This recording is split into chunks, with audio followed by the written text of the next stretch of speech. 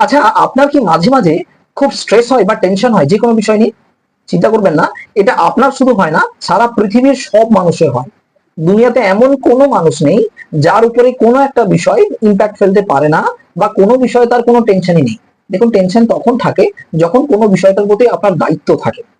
এইবারে বিষয় হচ্ছে, এই টেনশন একটা বড় সমস্যা আমাদের সবার জীবনে। আজকে আপনি যদি কোনো টেনশনে নাও থাকেন, তাও আজকে কিছু ট্রিক দিয়ে দিচ্ছি, যেটা জেনে রাখুন, সারা জীবন কাজে লাগবে। জীবনের কোনো না কোনো প্রান্তে গিয়ে আপনার ঠিক কাজে লাগবে টেনশনের বিষয়টা। So tension, stress, depression, anxiety, frustration, এগুলো সমস্ত রকম আমার জীবনে একটা সমার্থক শব্দ হয়ে গেছে। কারণ আমরা এমন একটা পরিস্থিতিতে বড় হচ্ছি বা হয়েছি, যে পরিস্থিতিতে কোনো না কোনো বিষয়ের আমরা যখনই কোনো না কোনো বিষয়ের একটা ল্যাক রয়েছে, এবং কোনো না কোনো বিষয় আমাদেরকে বড্ড ভাবায়, সে আপনি যে কোনো বয়সের হন না কেন। আর এই টেনশন হলেই আমরা শারীরিক, মানসিক সমস্ত দিক দিয়ে খুব দুর্বল হয়ে পড়ি। শুধু তাই নয়, আরো একটা বিষয় দেখবেন যে কখন বুঝবেন আপনার খুব টেনশন হচ্ছে, সেটা হচ্ছে খুব হেডেক হবে বা মাথার যন্ত্রণা হবে, বা স্লিপিং ডিফিকাল্টি, অর্থাৎ শুতে আপনার ঘুম ধরবে না, অসুবিধা হবে, রাত পর্যন্ত আপনি জেগে আছেন। বা ধরুন ইরিটেশন বা অ্যাঙ্গার আসবে, যে কোনো কিছু খুব তাড়াতাড়ি ইরিটেশন মানে রেগে যাবে। বা ধরুন আপনার মানে হার্টবিট ফাস্ট হবে, আপনি খুব তাড়াতাড়ি একটু ফাস্ট হার্টবিট হবে। আপনার যে কোনো বিষয়ে খুব অস্থির মনে হবে, মানে প্যালপিটেশন হবে, যে কোনো বিষয়ে ফোকাস করতে অসুবিধা হবে। তো এই বিষয়গুলো আমাদের যদি হয়, সেক্ষেত্রে আমরা বুঝবো যে আমাদের একটা টেনশন গ্রো করছে। তো এগুলো হচ্ছে একদম বেসিক লেভেলের, আমরা বুঝে নিলাম। এইবারে শুরুতে আপনি হয়তো ডিরেক্টলি অতটা বুঝতে পারবেন না, একটু মোটামুটি এদিক ওদিক হবে, যেটাকে আপনি ইগনোর করবেন। বাট অ্যাকচুয়ালি এই কারণগুলো যখন আসবে, তখন বুঝবেন যে আপনার মধ্যে একটা ছোট্ট রকম হলেও টেনশন গ্রো করছে। এরপরে টেনশনটা কোথা থেকে আসে? বিভিন্ন জায়গা থেকে আসতে পারে। আপনার প্রফেশনাল জায়গা, যেখানে কাজবাজ করেন, সেখানে রেসপন্সিবিলিটি নিয়ে আসতে পারে। আপনার কোনো পড়াশোনার জায়গাতে, যেখানে আপনি ধরুন পড়াশোনা করছেন, সেই বিষয়ে আসতে পারে। আপনার যদি রিলেশনশিপ, যেটা সব থেকে বেশি ইম্পর্টেন্ট আমাদের লাইফে, সেই রিলেশনশিপের তরফ থেকে আসতে পারে। বা আপনার হতে পারে যে আপনার অ্যাম্বিশনস, আপনি ইউ আর অ্যাম্বিশাস এনাফ, যেখানে ধরুন আপনার এক্সপেক্টেড রেজাল্ট আপনি পাচ্ছেন না, এই বিষয়ে টেনশন আসতে পারে। এবং আরো একটা বিষয়, সেটা হচ্ছে টেনশন না থাকলেও টেনশন হতে পারে। টেনশনের এই সবকিছু কারণ আমরা যে জানলাম, টেনশন কেন হয়, কি জন্য হয়, কোথা থেকে হয়, কি করে বুঝবেন টেনশন হয়েছে কি না হয়েছে, এই সবগুলোর উপরে না টেনশনের একটা পজিটিভ ইম্প্যাক্ট আছে। আপনি একটু স্লাইটলি ভেতরে গিয়ে ভাবুন, একজন বাবা যার দুই সন্তান, সেই সন্তানের দুজনই মোটামুটি একটা লেভেলে এস্টাবলিশড হয়েছেন, তাদের আর সংসার চালানোর জন্য বাবার কাছ থেকে কন্ট্রিবিউশন নিতে হয় না, বা তারা মোটামুটি একটা লেভেলের সংসার দাঁড় করে ফেলেছে, সন্তান হয়তো আছে বা নেই। এবারে তারা অটোমেটিকলি একটা নিজেদের জায়গায় স্টেবল পজিশনে চলে এসেছে। বাবার আর কোনো টেনশন নেই, চাকরির টেনশন আছে, বাড়ি থাকার জন্য বাড়ি আছে, খাওয়ার জন্য চাল আছে বাড়িতে, সমস্ত কিছুই মোটামুটি নেসেসারি যেটা, সেগুলো সমস্ত কিছু রয়েছে। এরপরে আপনি কি বলবেন যে তার তো কোনো টেনশনই নেই, বিন্দাস লাইফ? না, তার টেনশন নেই বলে তার টেনশন।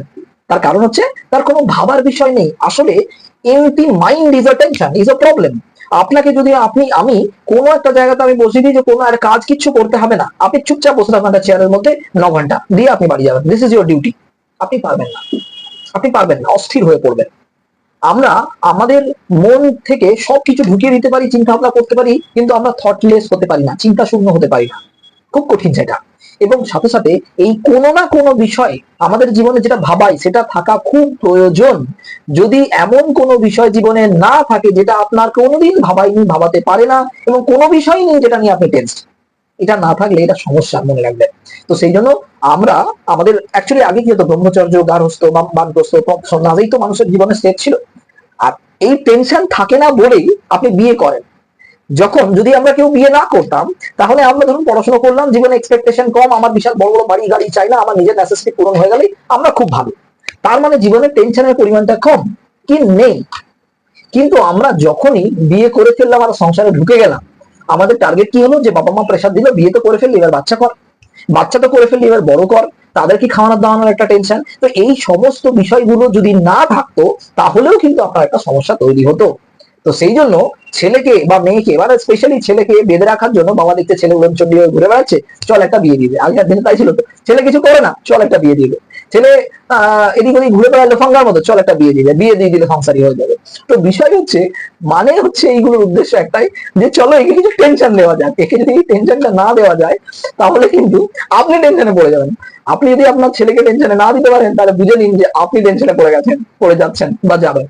তো সেই জন্য টেনশনের কিছু পজিটিভ বেনিফিট হবে, সেটা ভাবুন। কোন একটা বিষয় নিয়ে যখনই আমাদের সেই বিষয়টা ভাবাচ্ছে, তার মানে আপনার অলস মস্তিষ্ক, ভূতের বাস বলে না, সেই ভূতের বাসটাকে দূর করছে এবং কোন একটা জিনিস ভাবাচ্ছে। এইবারে এই ভাবাটা খারাপ নয়, কোন একটা জিনিসের প্ল্যানিং করাটা খারাপ নয়। এই ভাবাটা যখন অতিরিক্ত লেভেলে চলে যায়, ধরুন আমাকে, মানে ধরুন আমাকে আপনার সুন্দর লেগেছে, তাই আপনি কমেন্টে কিছু লিখছেন, স্যার আপনি সুন্দর, ঠিক আছে, এটা খুব ভালো, আপনার কথাগুলো সুন্দর, এটাও খুব ভালো, আরো কিছু সুন্দর জামা কাপড় পরেছেন, এটাও সুন্দর। তো এই সুন্দরের বর্ণনা দিতে গিয়ে যখন অতিরঞ্জিত হয়ে যায়, মানে অতিরিক্ত বলা হয়ে যায়, তখন সুন্দরটা সুন্দরের লেভেলে থাকে না। সেই কারণে আমাদের এই টেনশনটা ততক্ষণ পর্যন্ত আমাদের ভাবনা, এটা টেনশন পর্যায়ে পড়ে না যতক্ষণ পর্যন্ত এটা ভাবনাতে পড়ে আছে। কিন্তু যখনই এটা আমাদের মনের মধ্যে একটা বারবার বিকার তৈরি করে এবং কিছু রাসায়নিক বিক্রিয়া ঘটায় আমাদের মনের মধ্যে বা মাথার মধ্যে, তখন কিন্তু সেটা আমাদের এই ইম্প্যাক্ট গুলো দেয়, যে ইম্প্যাক্ট গুলো এতক্ষণ আমরা বললাম প্রথমে। তো সেই জন্য এই টেনশনটাকে ম্যানেজ করা, এবারে আমরা নেক্সট প্রসেসে আসবো, সেটা হচ্ছে টেনশন ম্যানেজ করবেন কি করে। তার মানে কি, ওভার থিঙ্কিং, কথাটার সাথে আমরা অনেকেই পরিচিত। এই ওভার থিঙ্কিং অর্থাৎ যে কোনো বিষয়ে থিঙ্কিং থেকে ওভার থিঙ্কিং এ যখন চলে যাচ্ছে, এই ওভার থিঙ্কিংটা বা অতিরিক্ত যে কোনো একটা জিনিস নিয়ে ভাবনা চিন্তা, সেটা কিন্তু খারাপ।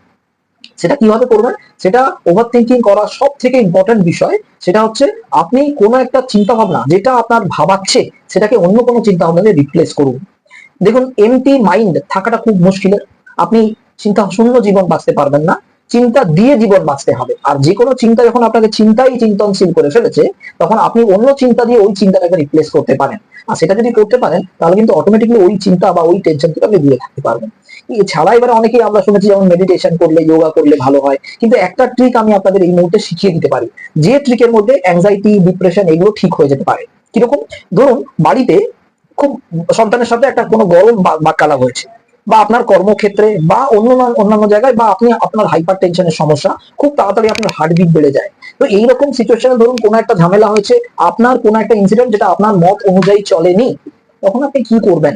দেখুন, এই সিচুয়েশনে কন্টিনিউয়াস যদি এই প্যালপিটেশনটা চলতে থাকে, এই হার্টের হার্টবিটটা ফাস্ট চলতে থাকে, তাহলে কিন্তু আপনি বিপদে পড়বেন। বিশেষ করে আপনি যদি বয়স্ক হন, সেটা যদি 40 ঊর্ধ্ব হন, 60 নয় 40 ঊর্ধ্ব হন, তাহলে কিন্তু সমস্যায় পড়তে পারে। তাই সবসময় খেয়াল রাখবেন যে যাতে মাতাল হবেন ঠিক আছে, কিন্তু তালে ঠিক হওয়াটা খুব জরুরি। মানে টেনশন করুন, ঝগড়া করুন, সব ঠিক করুন, কিন্তু সেটাকে লং লাইফে সাস্টেনেবল হতে দেবেন না। কি করবেন? অ্যাক্টিভিটিটা এটাই, যে আমরা কোনো একটা চেয়ার বা কোথাও একটা বসে পড়বো আরামসে। আমরা একদম আরামসে বসে পড়লাম, দেখবেন তখন বসাটাও আপনার জন্য খুব চ্যালেঞ্জের হবে। আপনার হার্টটা ধরপড় ধরপড় করতে থাকবে, খুব ফাস্ট ব্রিদিং হয়, আপনি খুব টেনশন করবেন।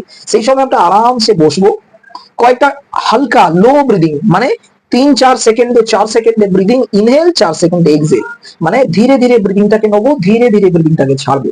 এরকম যদি 2 থেকে 5 মিনিট করি, কিরকম নেবো?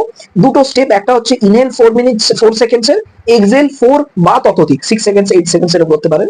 আরেকটা হচ্ছে পূরক, মানে ইনহেল হোল্ডিং, আমরা হোল্ড করব, দেন এটাকে ধীরে ধীরে এক্সেল করবো। তার কারণ 4 কাউন্টে ইনহেল, 4 কাউন্ট হোল্ড, 4 কাউন্ট বা ততোধিক কাউন্টে, 6 কাউন্ট বা 8 কাউন্টে এক্সেল।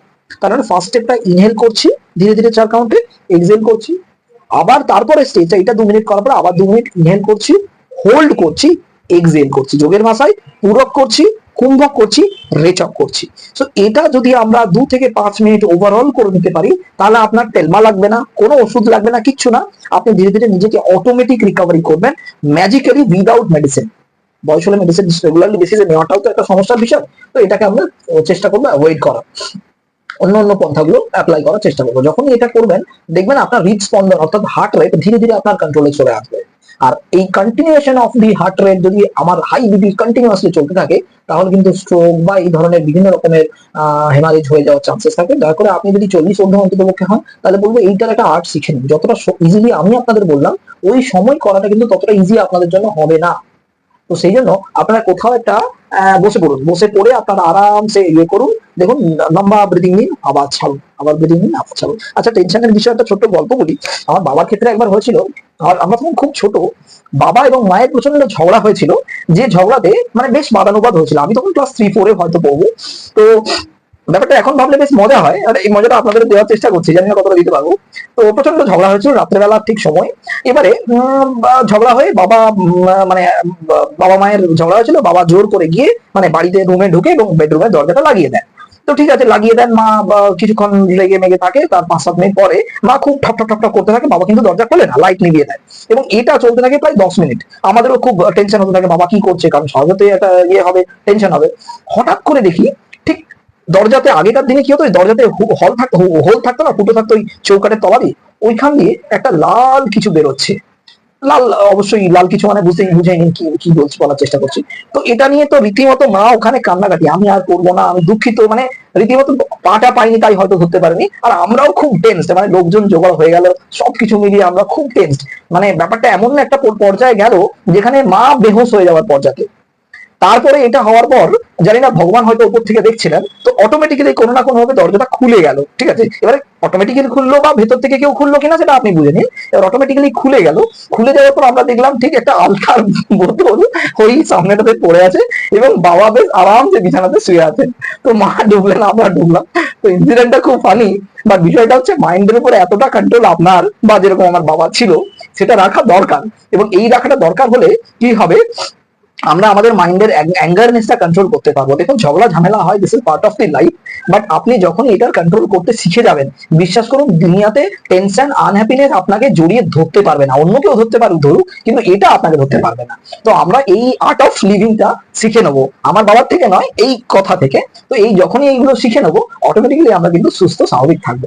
আশা করছি আমি আপনাদের যতটা পারি বলতে পারলাম। এবং আপনাদের যদি এই বিষয়ে, আপনারা তো অনেকেই বয়স্ক মানুষ আছেন যাদের বিভিন্ন রকম অভিজ্ঞতা হয়েছে, আপনারা দয়া করে অডিও রেকর্ডিং এ বা লিখে এই অভিজ্ঞতাগুলো জানান। তাহলে কি হবে, এটা আমরাও শেয়ার করবো অন্য কারো না কারো সাথে। তাহলে একটা সুন্দর একটা এনভায়রনমেন্ট তৈরি হবে, আমরা বেশ মজা পাবো। আপনারা ভালো থাকবেন, নিজের খেয়াল রাখুন, সুস্থ থাকুন। Thank you so much.